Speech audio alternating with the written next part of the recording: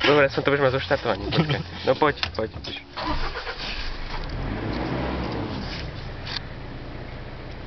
No poď, počkaj. pomaličky púšťaj spojku, ale s kľúčom už nič nerob. Púšťaj spojku a pridávaj zároveň aj trošku plyn. Pomaličky púšťaj tú spojku. Hej, teraz.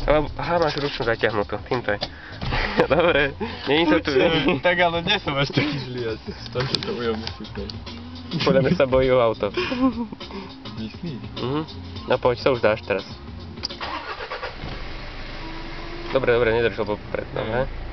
No a ideš, hej. S tou spojkou citlivejšie.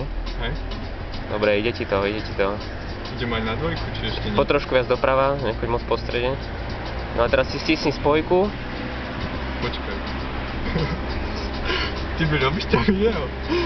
Daj si, točíš moc ten motor, daj si teraz spojku, prerať, tak a teraz pomaličky zase a ideš, dobre.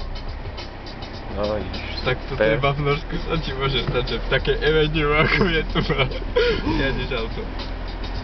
Dobre, ja by som tu už išiel na trojku. Pozor si ale asi na 5.